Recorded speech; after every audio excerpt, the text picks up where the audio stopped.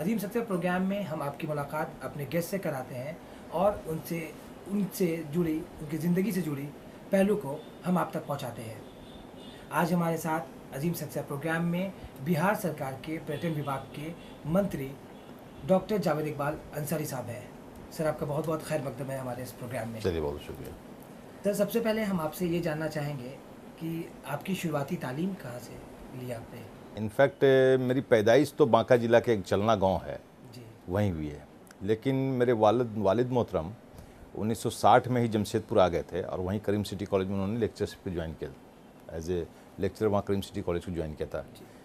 फिर उसके बाद मेरी पैदाइश हुई और फिर हम लोग जमशेदपुर में ही अपनी पढ़ाई लिखाई शुरू की और बचपन से ही वहीं जमशेदपुर में ही रहे हम लोग। इनफैक्ट मैट्रिक तक, मैट्रिक के बाद फिर बाहर गया। शुरुआती तालीम आपने स्कूल से ही हासिल की या मदरसे से? नहीं, मदरसा जाने का मौका मुझे बहुत बाद में मिला। बाद में इन द सेंस के जब मुझे याद है कि 7-8 में पढ़ते थे तो गर्मी छुट्टी में जब अपने गांव वापस आते थे तो गर्मी छुट्टी के दौरान जो मदरसे हमारे गांव में चलते थे तो माँ दोपहर में भेज देती थी उस मदरसे में। तो एक आदमी मुझे लेके जाता था और मौलवी साहब के पास बिठा करके वो अपना जो भी उस वक्त सबक मिलता होगा मुझे, समझे, वो पढ़ा के 1 घंटे में फिर वापस लेके आता था। मार पड़ती थी मौलवी साहब से आपको? मार स्कूल में हमारा एक पेपर हुआ करता था, मिडिल स्कूल में जब थे तो एक मौलाना साहब थे, नाम मैं उनका भूल रहा हूँ ने, तो वो नमाज की तरकीब बताते थे और उसमें बड़ी पिटाई खाए थे। उस वक्त उस वक्त बहुत मार खाते थे। और मैं हम ये भी जानना चाहूँगा, आपने 10th के बाद 12th और ग्रेजुएशन आपने कहाँ से की? इनफैक्ट 10th के बाद मेरे एक चचा हैं जो दरभंगा में प्रोफेसर हैं जूलॉजी डिपार्टमेंट में, प्रोफेसर निज़ामुल हक। तो फादर ने कहा कि ऐसा है कि तुम वहीं चले जाओ और तुम वहीं से आगे की पढ़ाई करो। इससे कि इनफैक्ट जब मैं मैट्रिक किया था उस वक्त जमशेदपुर का माहौल कुछ ऐसा था, कॉमनल लाइट्स हुए थे 79 में जमशेदपुर में, और माहौल कुछ ऐसा था कि मन एक उचाट सा हो गया था, समझे। तो इनफैक्ट मैं चला गया उस वक्त दरभंगा पढ़ने के लिए। और चूँकि जमशेदपुर में कोई यूनिवर्सिटी वगैरह नहीं थी वैसी, समझे, और मिथिला यूनिवर्सिटी बहुत पुरानी यूनिवर्सिटी थी, तो वहीं गया, वहीं CM साइंस कॉलेज मैंने एडमिशन लिया और इंटरमीडिएट और फिर BSc ऑनर्स जूलॉजी में और उससे फिर MSc मैंने वहीं से किया।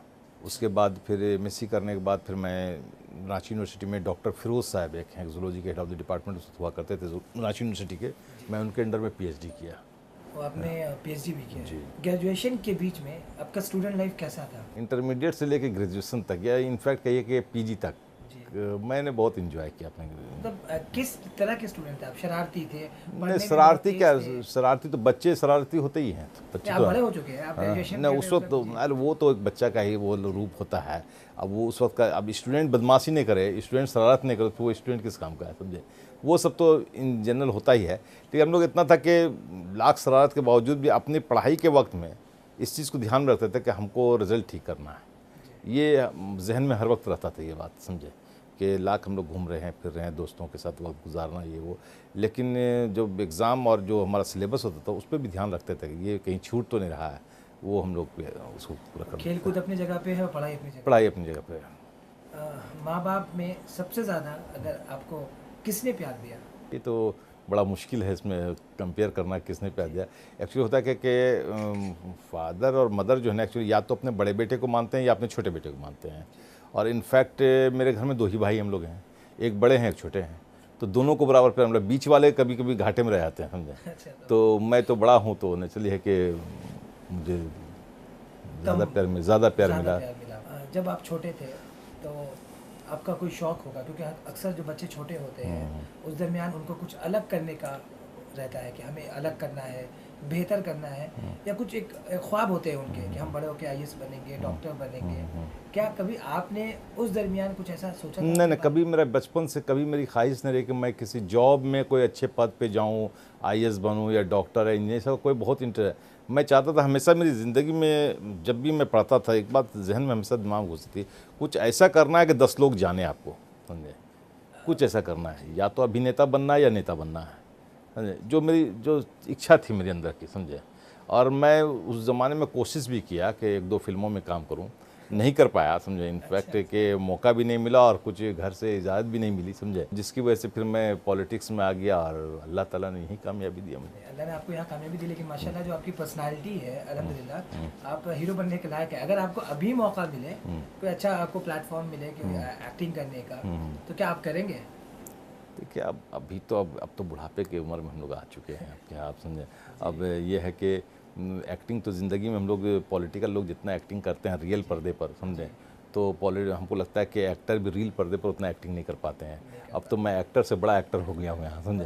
मतलब है कि आप पॉलिटिक्स में आने के बाद आप मैं संतुष्ट हूँ, लेकिन ये हकीकत है कि मैं कभी भी आईएएस या आईपीएस या डॉक्टर या इंजीनियर या प्रोफेसर या एडवोकेट ये बनने की मेरी ख्वाहिश नहीं थी। ये तो बस रोज़ी रोटी कमाने के लिए, बाल बच्चे को पालने के लिए तो कुछ तो करना था, तो पढ़ लिख के कुछ करना था, वो अलग। लेकिन हमेशा मेरा लक्ष्य जो रहा, मेरी जो मकसद और मेरी जो मंजिल रही कि मैं ऐसे जगह पर बैठूं जहां दुनिया मुझे देखे, 10 लोग आपको जानते, दुनिया मुझे देखे, समझे, मैं अलग रहूं सबसे, समझे, चाहे वो उसका क्वालिटी मेरी जो भी हो, मैं अलग रहूं सबसे, कोई भी फील्ड क्यों ना हो, कोई भी फील्ड क्यों ना, उसमें अलग रहूं मैं, समझे। और मैं इनफैक्ट जब मैं स्टूडेंट भी लाइफ था स्टूडेंट, तो मैं पढ़ता था सीएम साइंस कॉलेज में, लेकिन मेडिकल कॉलेज के स्टूडेंट या इंजीनियरिंग कॉलेज के स्टूडेंट या हमसे सीनियर स्टूडेंट या हमसे जूनियर स्टूडेंट, हर लोग मुझे पहचानते थे।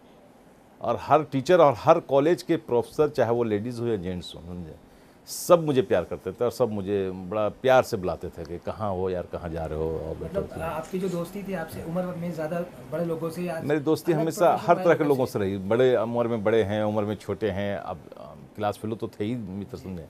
तो ये सब था। और कहीं बस इनफैक्ट मेरी सोच रहती थी कि मैं कुछ करूं, हमेशा अलग करूं, कुछ करूं तो अलग करूं। जैसे अब मैं बचपन, जैसे कॉलेज के ज़माने में एक बात होता, जैसे दरभंगा वगैरह क्या, जब बरसात के दिनों में सड़कों पर पानी बहुत लग जाता था, और इनफैक्ट सीएम साइंस कॉलेज का कैंपस जो है वो 4-5 इंच पानी एकदम उसके अंदर, क्लासेस रहते थे सुबह सुबह, तो मैं जूता मोज़ा और पैंट शर्ट पहन के, ये मेरा जो रूटीन होता था जाते थे, तो हर लड़के को देखते थे, या लड़के हो या लड़कियां हो, अपने चप्पल हाथ में, जूता हाथ में लेकर कैंपस में कुछ दूर, जितना दूर तक पानी है उतना तो चलता, फिर वहाँ अपना पहन लेता।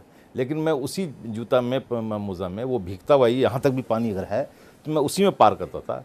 बोलते यार झुक के जूता खोल तो फिर मेरी डिग्निटी खत्म हो जाएगी, भीगने तो वो भीग रहा है, समझे। वो मैं शुरू से उस तरह का मिजाज कर रहा, समझे, कुछ अलग रहना चाहिए सबसे। अब सब जूता हाथ में उठाए तो मैं पहन के चलो, लोग मुझे देख रहे हैं, लोग उसे नहीं देख रहे हैं जो हाथ में उठाया। आपका रहता था कहीं ना कहीं कि किसी तरह लोग मुझे देखे, कुछ भी ऐसा करूं। नाज़रीन, यहाँ पे वक्त हो चला है एक छोटे